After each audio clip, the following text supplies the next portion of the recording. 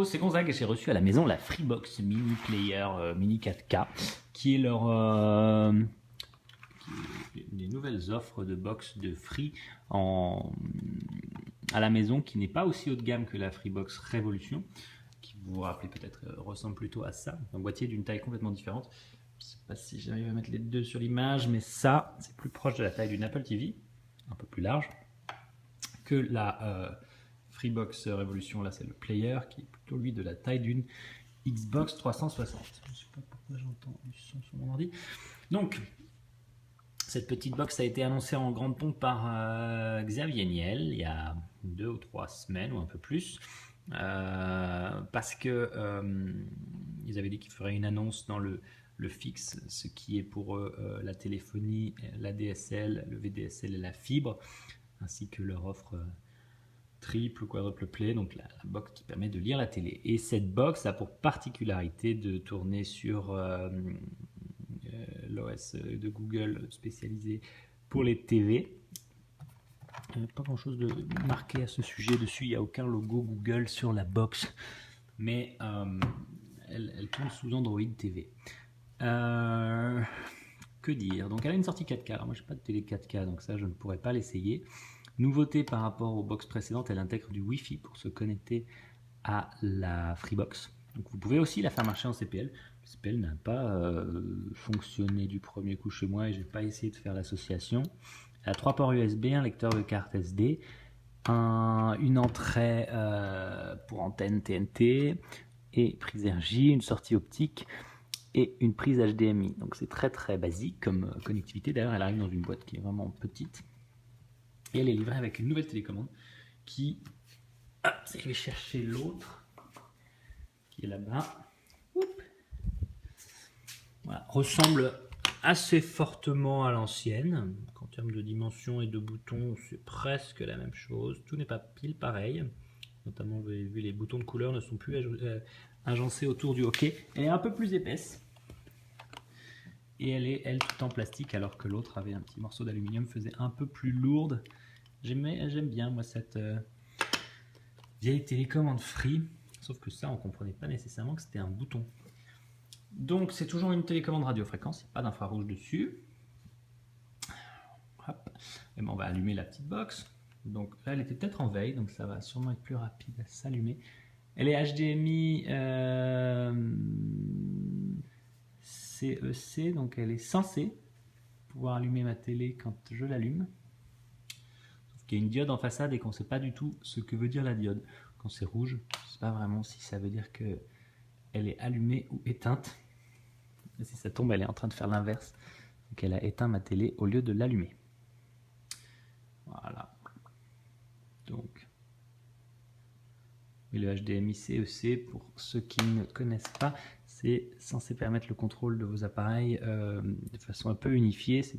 Au lieu d'avoir 12 télécommandes, on devrait normalement pouvoir tout faire avec une seule. Notamment si j'allume ma Freebox et que la télé est éteinte, ça doit allumer ma télé. Et si j'éteins ma télé, ça doit éteindre ma Freebox. Voilà. Alors, on est revenu à la box qui était allumée, donc on va la rallumer. Pour que vous ayez le petit écran de démarrage. Au moment où ça aurait tellement compté, je ne veux pas savoir c'est fort. Pour toi hier, c'est ce qui compte pour toi aujourd'hui que je veux savoir. Je croyais qu'on avait fait un film qui a l'air... une série qui a l'air passionnante. Donc là, ça commence assez mal. Ah voilà, ça. J'allais dire, ma télécommande ne réagit pas. On va s'éloigner un peu. Bon, il y a plein de sites qui ont refusé de tester cette box, étant donné qu'elle est assez buggée. Et je dois témoigner que mon installation s'est pas du tout bien passée, puisque j'ai dû la rallumer 3 fois, la réinitialiser, et qu'au début ça ne marchait même pas, elle ne voulait rien entendre. On peut pas juste la redémarrer d'ici, un peu con. Ah, il y a aussi un réglage qui permet de changer ce que fait le bouton en façade. Bon, donc dans l'idée de cette box, il y a plein de bonnes choses, mais pour l'instant dans le fonctionnement, c'est un peu plus compliqué que ce qu'on voudrait avoir, gestion de l'énergie. Voilà, on va dire que la touche d'extinction, ça l'éteint. Alors, je ne sais pas si c'est la touche d'extinction de ma télécommande. Et je vais couper le HDMI CLC, comme ça ne fera pas que allumer et éteindre ma télé pour faire ma démo. Toc toc. Donc, touche d'extinction. J'entends quand même ma télé qui s'éteint. Très bizarre. Sinon, on aura recours à des méthodes plus violentes. Communément appelées débrancher la box. Alors, un petit ventilateur, on entend là, qui se fait entendre au démarrage. J'ai pas trop compris l'intérêt. Peut-être que c'est vraiment quand ça chauffe très fort. Je ne souhaite pas qu'il se déclenche pendant que je regarde quelque chose parce que ça ferait vraiment du bruit. Bon, du coup, ça a bien éteint ma télé, c'est sympa. Alors que j'ai désactivé le HDMI CEC, c'est dire à quel point le logiciel écoute ce qu'on lui dit de faire. Et voilà, elle s'allume. Donc, au démarrage, il y a un logo Free et un logo Android. Ce sera choquant pour beaucoup parce que Xavier Niel avait l'air d'avoir des relations un peu étranges avec Free. Avec Google, bien sûr, pas avec Free. Alors, voilà le problème récurrent sur cette box. Je l'allume et donc je vais peut-être même plus pouvoir vous montrer ce qui se passe dessus puisqu'elle fait des erreurs comme ça tout le temps.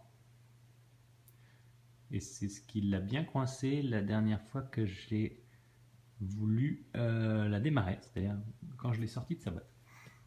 Donc là, elle est censée se connecter en Wi-Fi et elle marchait il y a encore 30 secondes. Et puis bien sûr, au démarrage, ça ne fonctionne plus. Donc pour ma première installation, j'ai dû la réinitialiser. Ce qui se fait en appuyant longtemps sur le seul bouton qui est sur la box au démarrage, qui amène un menu de restauration Android. J'aimerais juste bien pouvoir passer cette étape qui ne sert à rien. Ah, voilà. Bon, petit menu programme indisponible. Bon, vous l'aurez compris, pas totalement au point cette box. Personne ne vous aura menti quand ils vous ont dit ça.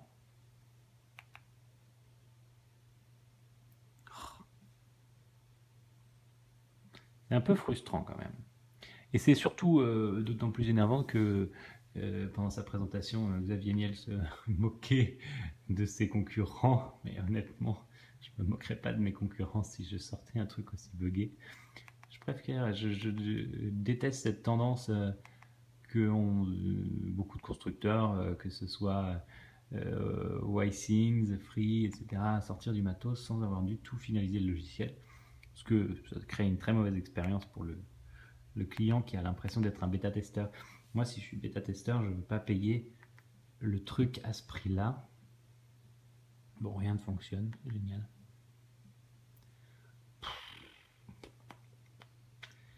C'est cool, merci Free. Et bien, en attendant, sans l'image, je vais vous faire le son, mais quand cette box fonctionnait, j'ai réalisé qu'elle était plutôt réactive. J'espère qu'elle n'a pas encore éteint ma télé. C'est infernal ce truc. Oui, elle était plutôt réactive dans les menus. Non, elle n'a pas éteint ma télé. Plutôt réactive dans les menus, avec un petit Play Store Google qui ne contient absolument aucune application utile. Il y a Dailymotion, VLC, Plex. Plex c'est sympa, mais bon. Pas de Netflix, machin. J'ai connecté mon iPhone et mon Mac au même réseau que ma Freebox. La Google Cast n'avait pas l'air de fonctionner, elle se détectait nulle part.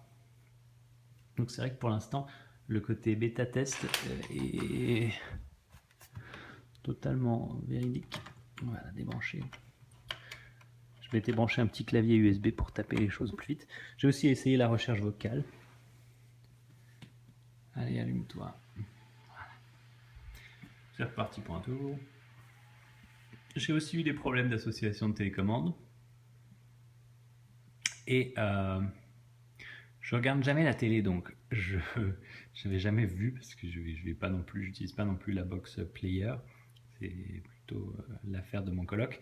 Mais que le Freebox Replay, ça ressemble juste à une interface de Minitel complètement pourrie. Alors je comprends pas l'intérêt de faire une box 4K, donc c'est-à-dire avec une très haute résolution potentielle, pour les gens qui ont la télé, et en ayant une interface de replay et de service aussi pourrie. Enfin, c'est juste, on est en 2015 quand même.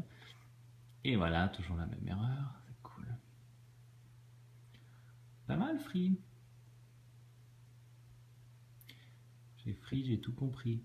Ou j'ai rien compris. Bon, je suis critique de cette petite box et en même temps, je trouve que la Freebox Révolution Server a peut-être aussi beaucoup de problèmes à sa sortie, mais c'est aujourd'hui et depuis la date de sa sortie la meilleure box que je connaisse, avec le plus grand nombre de fonctionnalités et une sorte de assez bonne stabilité. Bon. C'est chiant quand même ce truc qui marche jamais. Donc là j'arrive à appuyer sur le bouton Free, tout à l'heure ça a fait dégager ça.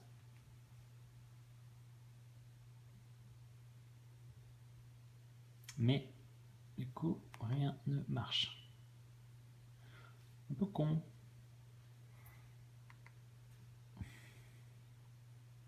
J'ai aussi essayé de me connecter à des Wi-Fi qui n'étaient pas les Wi-Fi émis par la Freebox, donc un réseau d'un autre opérateur, parce qu'on a aussi Orange à la maison. Et là, dans ce cas-là, il dit que le Wi-Fi est indisponible. Je ne sais pas trop comment elle détecte qu'elle n'est pas sur le bon réseau, mais elle le fait et elle ne vous permet pas de fonctionner. C'est dommage, parce qu'ils auraient pu vendre un petit service de player standalone qui ne nécessiterait pas d'abonnement à Free en abonnement Internet. Parce que pour pas mal d'applications comme la maison ou des chambres d'hôtel, un petit boîtier de ce genre, ça pourrait être très sympa de faire à la fois de la télévision sur IP, le Google Cast, le PNP, et toutes ces choses-là, mais ça n'a pas l'air d'être ce à quoi Google a destiné sa box, qui ne marche donc toujours pas. Je sais pas trop quoi faire en fait là, elle a encore éteint ma télé. Voilà, c'est le non-test de la Freebox Mini 4K. C'est une révolution. Vous ne regarderez plus la télé et finalement, c'est pas si mal.